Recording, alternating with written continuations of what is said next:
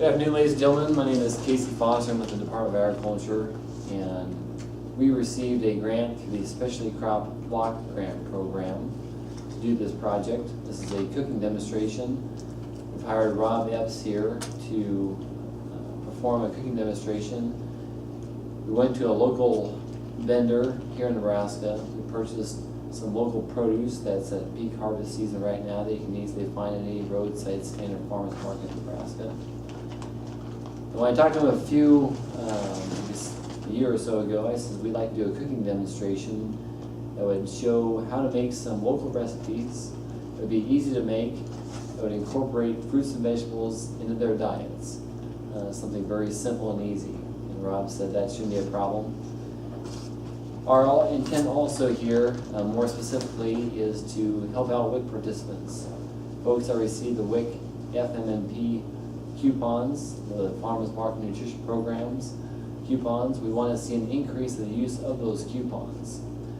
There are a lot of markets around in the area of Omaha and Lincoln across the state, but we want to teach some of the WIC participants here in this Omaha area how to make some of these recipes and realize that it's relatively easy to use some of these products. We found that in past research that sometimes these products are very popular, but how to prepare them and to make them work in a recipe can be somewhat difficult, problematic.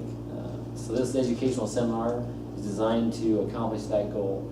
We will be providing at the end of the seminar some tote bags you can take to your market. We'll also provide you with a paperback cookbook that will have over 80 recipes of products that can be found in Nebraska. And we'll also be providing you with a flyer of different farmers markets that are around in the Omaha area that are currently open in operation during the week this time of year.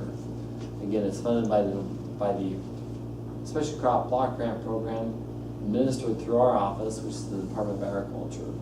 So hopefully through this seminar, you can find out how to make some easy recipes, and you can use those WIC Farmers Market Nutrition Programs at certified vendor stall signs. Welcome. Like Casey said, my name is Rob Epps, and if you have any questions at any time, just ask. Just don't have to raise your hand or anything, just ask. It's pretty informal. What I've got are a variety of vegetables. When Casey brought them in, basically I kind of just started thinking what would go well together. I brought very basic staples that most people have at home. So I have salt, I have pepper, I have a little garlic, I have some dried rosemary and dried oregano and basil and thyme, just like an Italian seasoning. A little bit of butter, oil, vinegar.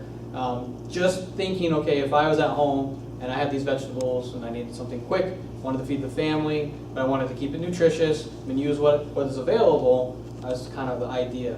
In the cookbook that you'll get, has very good detailed recipes, and it breaks down a lot more than what I'll show you, but this is just to give you a rough idea, to get you started, and maybe just to think of something different to do with it than you would normally do. So that's the plan, hopefully. Yeah, I'm sure it'll be fun. So I have a soup I made up ahead of time. So I'll talk about what's in the soup. Vegetable soups are very easy. It only cooks for about 15 minutes. That's it. So you don't really want to cook it too long, because just like any vegetable, you overcook a vegetable, they get very mushy. And that's usually when people don't like vegetables. They don't like anything that's overcooked. You overcook chicken, it tastes really rubbery, it's not very good. It's the same thing with vegetables. You overcook them, people aren't going to like them. So you got to find a fine line of trying to cook it, but not overcooking it. So that soup, you get home last minute, you just cut up your vegetables, clean them, put them in a pot, 15 minutes, and it's ready to go. So nice and quick and easy. So what I've got in there, I'll pass this around. I'll put up a couple bowls, or get you all a bowl and have you try it. But the one nice thing about it, I don't know if you can see that very well. I can lean it forward a little bit, a little better. Very colorful, lots of red and green. That's the other nice thing about vegetables, colorful. So they're going to be nutritious, they're going to taste good, and it looks nice too. And so you put, this other dish that I'll do, you put that on a plate of food with the meat and with maybe rice or with potatoes. It's nutritious, but it's colorful. It makes it brighter. People like to eat food that looks good. And so we'll kind of show you that and utilize colors to our advantage. So in that soup, what I have some green beans, which are very in season right now. These are just your normal green beans. All I did was I just trimmed the very ends off of them, because sometimes they get a little brown. And then I just cut them into bite-sized pieces. So there's some green beans in there. Corn, sweet corn, of course, right now.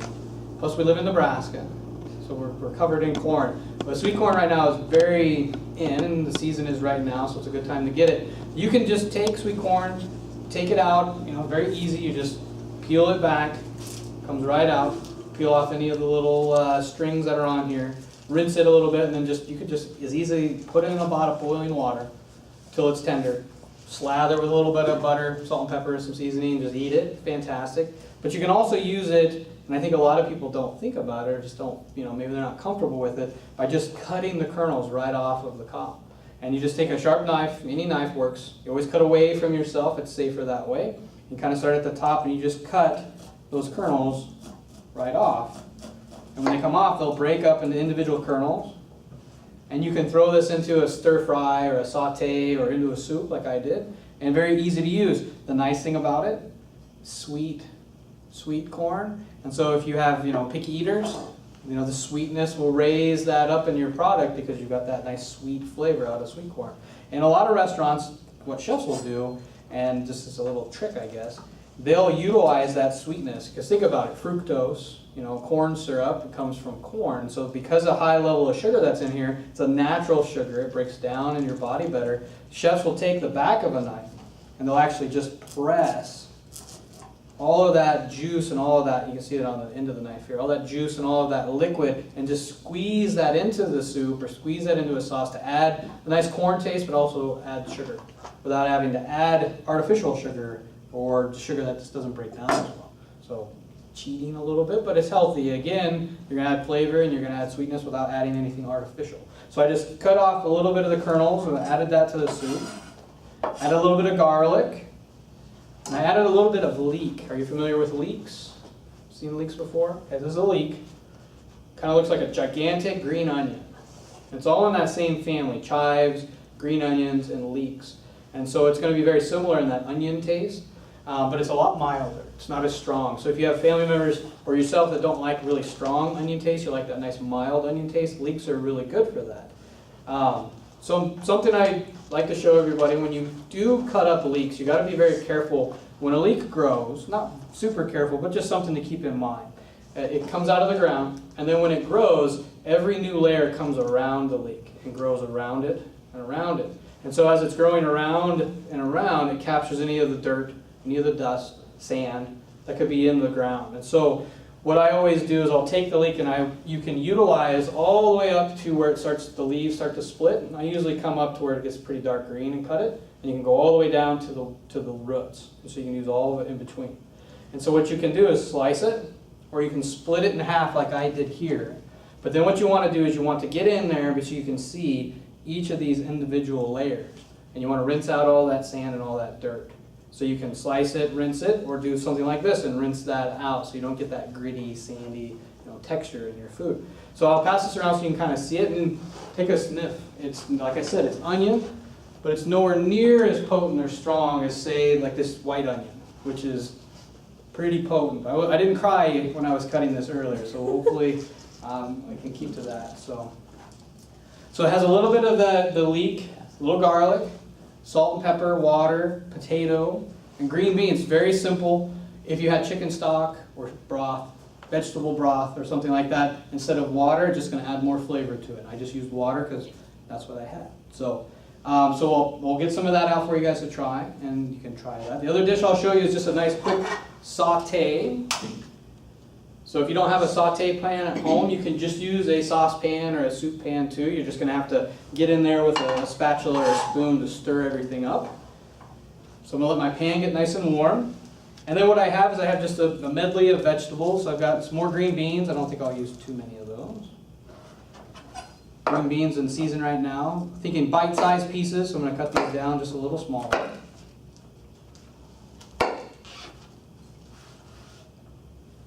Does everybody know what that is? Zucchini. Yes, a zucchini. Zucchinis, the summer squashes right now, and they're everywhere. There's people probably in the neighborhood just giving it away. So the utilization of this is very simple. People will just slice it up and just saute it. You can add it to soups. You can add it to sautés and salads, all types of things. A few things to kind of keep in mind is eat the skin. A lot of vitamins and nutrients in the skin. Just clean it really well. The stem part, where the stem attaches, is the only part you want to trim off. I usually trim off the very top and then sometimes also the little bit on the bottom. You get that little spot on the bottom that's a little hard to eat, so I would trim that. And what you want to do is just be consistent when you cut your vegetables so they're the same thickness.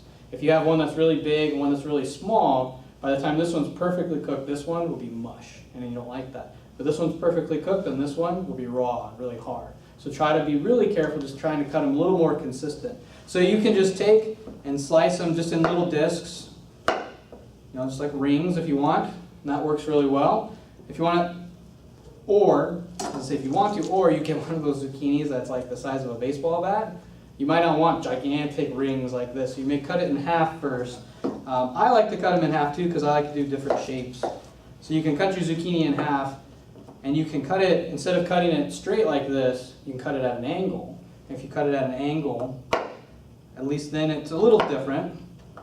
So it's a little different shape instead of just a round or a half round. Another fun trick, then you can just take the zucchini and flip it on its back, and then flip it back, just go back and forth, and do what they call an oblique cut or a turn cut. And so now you have these bigger chunks, but they have two different angles instead of just something like this. So just different cuts just by moving the blade. But as you can see, I was being very consistent, trying to make them all about the same size so they'll cook evenly. So those are too big for what I want to do, so I'm going to cut them a little smaller. Does everybody have a good knife at home? Or a relatively good knife at home? Cutting board?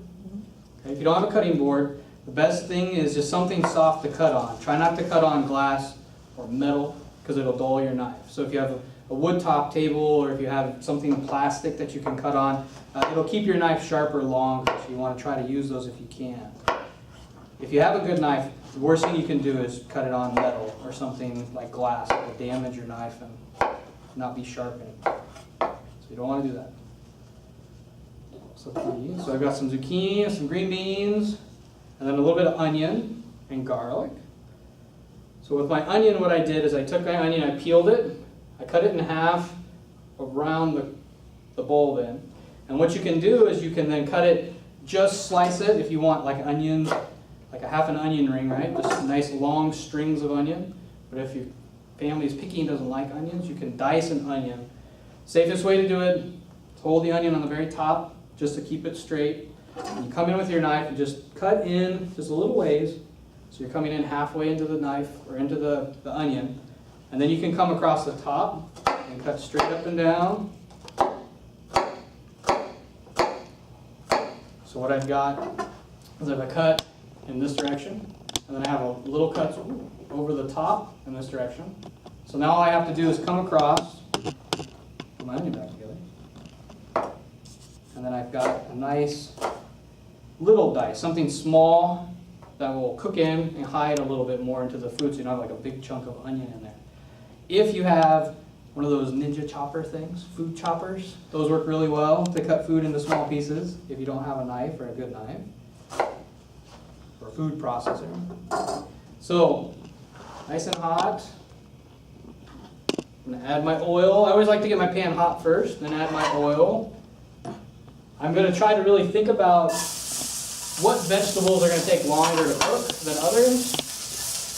So I'm going to start with something that needs to cook longer, and then add vegetables that are going to take less time to cook. So green beans might take a little while. Actually, you know what sounds good? A little bit of green pepper. Take a little bit of green pepper. Dice that up and down. So those two will take a little longer, so I want to soften the green pepper, get the onions just a little bit of color on them. It won't be quite as potent. Then I'll add my green beans, then I'll add my zucchini. And then always end with the garlic. You don't want to add garlic too soon because it burns really easy. There's a lot of those essential oils in garlic that'll burn really quickly. How many of you like garlic? Good. That's what I like to hear. A couple ways to cut it. You can just kind of dice it up. I like to take the side of the knife and just squish it first, smash it. And then you can come in and it makes it a little bit easier to make it into smaller pieces. If you have family members that don't like it or don't want to see big chunks of it, you can take the sharp part of your knife and just kind of scrape it across the cutting board. And what that's going to do is it's going to pulverize it so small that it's almost like a paste. And then you can go through and mince it up a little smaller. This way you've got all that flavor, but it's so small you're not going to get a big mouthful of garlic when you eat it.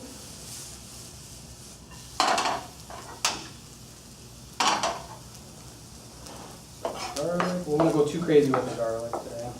It's early. You don't want to have garlic breath all day, right? Maybe you do.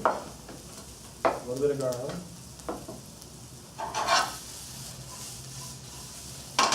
And my green beans.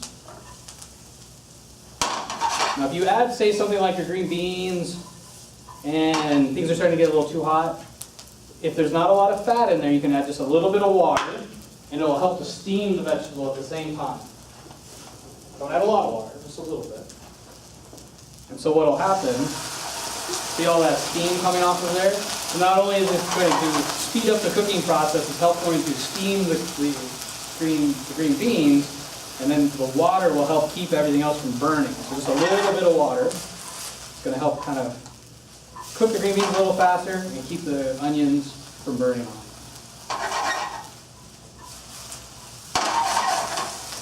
That.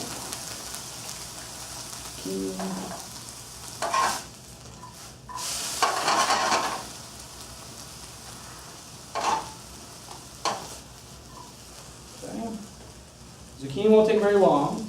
If you've had zucchini or summer squash or even eggplant before, you'll know that it doesn't have a ton of flavor by itself. So what you put with it is really going to pull in that flavor.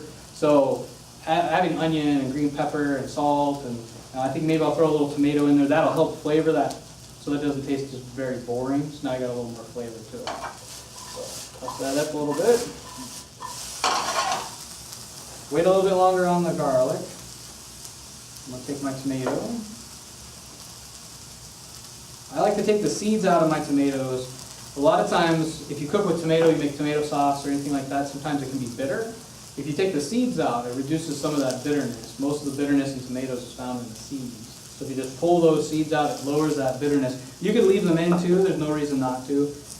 But I just like that extra sweetness by taking that bitter seeds out. Tomatoes will be nice because they'll add a little bit of color, a little bit of moisture, but we'll add them at the very end so that they don't get soft and mushy on it.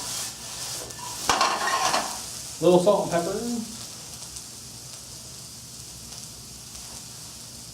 If you're watching out about the sodium, which is really important right now in our society, we don't want to have high sodium. It's bad. Diabetes and blood pressure and things like that. Just don't use as much. What I like to use, this is kosher salt. Kosher salt, you can kind of see they're really big crystals. And so the reason we use it in our industry in restaurants, one, it's easy to hold and we can spread it out more. Two, the crystals are larger, so they cover your tongue differently than those little iodized salt. So you don't need as much of it to make it taste salty. And so you can use iodized salt maybe just to add at the end, or just cook with kosher, or even sea salt, because they have the bigger crystal. You don't need as much of it. Like that. Add a little bit of garlic. Let the garlic cook a little bit. Cooked garlic, roasted garlic, always tastes a little better than just raw garlic.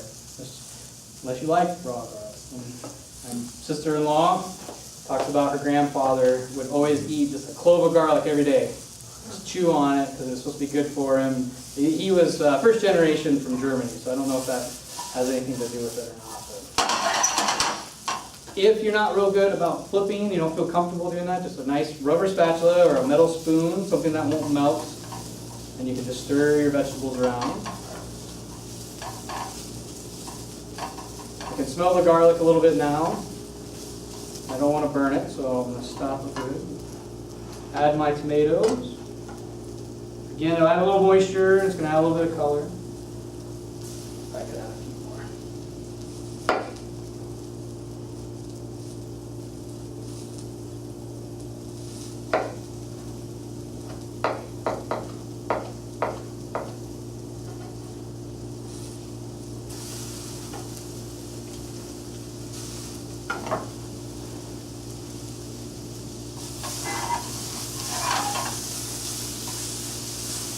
smells like what's cooking. And like I was saying earlier about color, now you've got something that you can put on the plate. You're using all the vegetables that you can get at the market right now. It's going to have a lot of flavor, but it's going to have a lot of color too. So then you got rice, you got potatoes, and you got a piece of meat on the plate. This is going to make it more interesting. It hopefully intrigues your family to want to eat it. That's the idea, right? That's always hard to do. So I will plate up some of this for you and then have some of the soup. If you have any questions or something that's come across that you've come across and you had questions about, just anything. I have a weird question. Sure, weird questions are good. How do you get a teenager to eat vegetables when she hates them? So it's difficult to do. I need her to eat healthier. Yeah. Desperately need her to eat healthier for health reasons, and it's pulling teeth to get her to do it. It's hard to do. You know, a lot of studies that I've seen say that 3rd grade, you have to get them by the time they're in 3rd grade. Oh, my daughter will eat it. Yeah, But yeah. my sister. It's once they get older like that, it's a lot more difficult. I don't know how to answer that. Anybody else have any other insight into the mind of a teenager? Or? They're gonna do the exact opposite of what you want them to do. You know, if you can get them excited about food somehow, you know, I've TV, tried to get her to cook with me. My Yeah, cook mom with watches me. cooking shows all the time. Yeah. She wants nothing to do with it. Nothing to do with it, huh? I don't know. It's hard. It's really, I can't imagine what my parents went through when I was a kid. It was cereal and milk, and I ended up being a chef. So if that says anything. As I got older, I was more willing to try everything. Just that way, then you could taste the food, and then I got more interested in it. But oh gosh, that's tough. What is she? I said, right? What? Is she? Yeah. What kind of stuff is she into, I guess? Sports? Frozen food. Frozen food? Mm-hmm. Pizza. Pizza? Oh, Frozen pizza. You could go about making pizza, like buying a pizza crust. You know, you can buy those Oh, pizza yeah. crusts at the store and then just making fillings and stuffings and stuff like How that. much cheese on it? So just cheese, that's it? Yep. That's a tough one. What about boarding school? No. I know, right? I don't know if that's an answer though. Probably don't want to hear that. That's tough. It is. Keep asking, I guess. I don't know what to tell you. I know. I just thought I'd ask. That's you. a tough You know one. you That's a did. tough one. You know, because I get to go out to elementary schools and talk to little kids and bring them fruits and vegetables and have them try, just to get them excited about, you know, fruits and vegetables. But everything and everyone I've talked to, I've gone to conferences in Detroit, and Kansas City, and Vegas, and they all say up to 3rd grade. Once you get them past 3rd grade, you just can't. You can't get them excited about it. You can't get them to want to try it unless they already have made that decision. It's hard. It's hard. I told my mom this was my advice to my mother, was basically to make whatever you're gonna make, and if she doesn't want to eat it, then she's not gonna eat it. Yeah. Can't do that though either, can you? You can to a point. Yeah. Because eventually she'll just start eating Yeah. whatever's in front of her. Convince her friends that it's cool, and then maybe she'll do it. You mean all the friends on the Xbox? What? I don't have the answer for you, I'm sorry. No, you're fine. Soups. Again, the soup, the idea with the soup is fresh. It's all about fresh. You should be tasting the vegetables, not covering it up with a lot of seasonings and other things. But it has a lot of, you know, other things you can do with it too. You can add different flavors, different seasonings, just to kind of change it to your taste or your family's taste. Good, bad? Not too bad. It's not the right time for soup, but after I saw everything that Casey brought, I was like, oh, you know, it would be really easy and quick. You know, a nice 15-minute vegetable soup is quick. Some people like hot food during hot summer days, maybe, so it might go over all right. Anything else? That's good. Good. Any other questions or anything that you've come across or? I have a question. Sure. I'm starting to look for more non-GMO foods, and I know corn is mostly GMO. Is that an issue you deal with? You know, the thing that I've come to find by talking to farmers and talking to people in the ag industry, everything we eat technically is a GMO. I mean, if we wouldn't have this type of tomato if it wasn't for hybridization and GMOs. I think the concern that the American public think of is what they talk about with like seed corn, when they're putting pesticides in the corn seed itself, and they're putting those things. I don't think that we see that in the food we eat. I think from my end of it as a restaurateur or someone that I can go to a farmer's market, talk to the farmer. Just talk to the farmer, say, how do you raise this food? How, what do you do to it? Do you spray it? Do you use pesticides? And that's more of a concern, knowing where my food is coming from, than necessarily the GMO, because I think Some of the chemical companies though do have seeds that have this them kind built of into it. pesticide within them. it's a tricky thing right now. The biggest thing that we can do from my side of it, as a commercial side of it, food service side of it, is just communication with our customers, what they want, if that's a concern, and then finding a provider that can tell me this is not a GMO, or it doesn't have that built into it. I think it's going to be bigger and bigger, but I think unless the government finds a way that they can make it clear for a consumer to know what is what, it's going to be a gray area for a They long need to time. label it, but they're not wanting to label it, but the public is getting more and more interested in making certain that happens, so. Yeah, but then where do you cross the line? Where do you draw that line of the GMO? How do they label it? If it's a hybrid, do they still have to label it as a GMO? I mean, Yeah. I don't know. I don't consider a hybrid a GMO, but when if they you talk have to a farmer, seeds a that farmer are does. GMO, that's different. Yeah, so I think they got to find a way to make the public happy. I don't know what they'll do though. But like I said, from my point of view, like local owned restaurant, my consumers, my customers, like you would say that, so then I'll go to a farmer and I'll ask them, how do you do this? I'll look at their farm, I'll meet the farmer, I'll go to their farm and visit them, and I just feel like for me, that's important to my customer, and I want it to be important for me. Big chains and stuff, it's a lot harder for them to get behind that because the expense and stuff, but you never know, it might shift that way. It might shift that way. Good question. Anything else? Yes? Someone else's question. Do I have to blanch the corn? Because I want to store it, the summer corn. What's the quickest way to save it for the winter? To like freeze it? Yeah, do I have to blanch it though? You don't have to blanch it. If you blanch it, the idea behind that is that it's going to help, lock in more of the color and the nutrient before you freeze it. The best way to do it is if you have a vacuum sealer. I know if you do have one, that would be the best way, because by pulling all that out of there, it's less likely to get freezer burn and keeping it, from breaking down as bad with the ice crystals. And I should probably cut it off the cob. Cut off the cob, clean it up, kind of like I did, clean it off the cob and then just trim the ends. And even if I don't know what your end product is going to be, but if you wanted to cut it into smaller pieces, and then you could do that now and then freeze it too. So Okay, that's the blanching easy. thing it's not a bad idea, but you don't have to do it. Okay, thank you. Sure.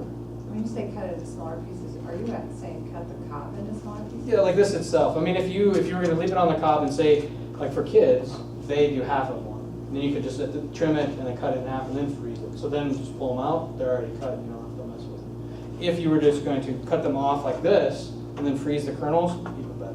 If that's how you're going to use it at the end product. That works really well too. Just How like a long do bag they of frozen. last that way? Frozen? Mm-hmm. Once you vacuum seal it. I think in the commercial industry, I think they push, 6 months is kind of pushing it. Okay. So I would say at home use, I'm sure it'll be fine, but you'll lose quality after that probably. So I'd say probably 6 months, Okay. which is pretty good. Get you through the winter time. Not long enough. Not long enough. But it's it's not going to something. hurt anything. Yeah. You're just going to have less quality the longer it freezes. So. Okay. Good. Anything else? No, good. Did you learn helpful at least a little bit? Maybe give you at least something to kind of think about, and maybe. Yeah. Now, what Casey's going to hand out the post interview or the sheet to fill out again, and then he's going to get you the tote with the healthy, what is it, the second Healthy Harvest. Then I love this book. This is such a great resource, and just use this when you can go to the farmer's market. It has vegetables and fruits broken down, celery, cherries, anything you can think of. We'll find something maybe a little different we don't deal with. Let's say turnips and rutabagas. The nice thing about this book is that it tells you, how do I know which is a good one to pick if I'm going to pick it at the market or the store? How do I store it? How long can I store it? What do I do to it before I can eat it? Do I have to wash it? Do I have to peel it? And then it gives you 2 or 3 recipes of just ideas of how to use a rutabaga or turnip also. This is a great resource just to take with you when you go to the market. You see something you're not sure. Rhubarb, which is a little past rhubarb right now, but what do I do with it? How do I use it? How long can I store it? So some of these are good for weeks, some of them are good for months. So having this as a resource and how, right when I pick it, what to do with it, how to store it, it's a great resource. So definitely take advantage of that in the little tote that you get. I do have a question. Sure. Barb. Yeah. Just planted 2 plants, and should I wait at least a year before I To try to harvest it? it? Probably. That way it kind of gets time for it to grow. I don't know if you've had more luck. Have you grown rhubarb? Much rhubarb? I would probably let it go a year, just because that way then it gets a better root system and it's time to go. When did you plant them? This year. This year? Yeah. Yeah. Usually if they're not ready by July, I would probably wait till next year. Because the rule of thumb, at least in Nebraska, is July. If you don't pick it by July, you shouldn't pick it. It gets really woody after that. Can you freeze that? Oh yeah, yeah. You You can freeze them whole, or you can cut them up into smaller pieces and freeze it. So it don't have to be canned? No, oh no. No, you can freeze it. I like actually keeping it, and then in the wintertime, strawberry rhubarb pie. Frozen rhubarbs, frozen strawberries, make my filling, fill a pie shell. The only way I'll eat rhubarb is if there's a lot of sugar. That's me. I don't like rhubarb without sugar on it. Good. I have one question, Sure. but I don't know if you guys are gonna be able to answer it. The WIC coupons, I didn't get any, Oh, so I have no idea what they're talking about. Each WIC clinic got a certain amount of coupons.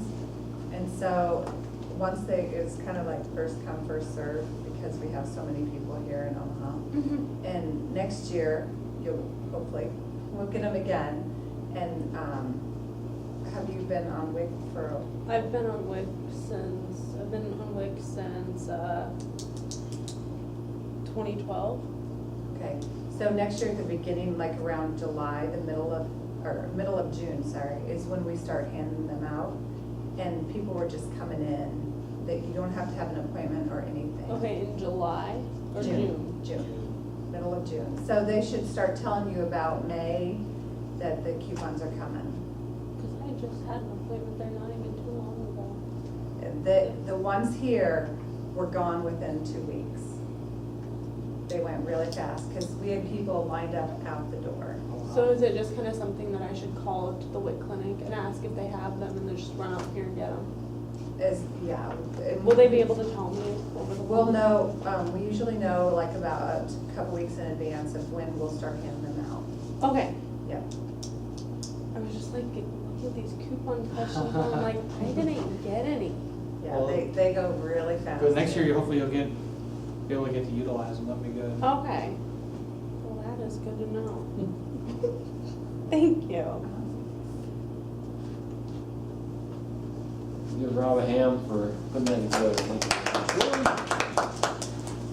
Thank you all for coming. Enjoy the weather.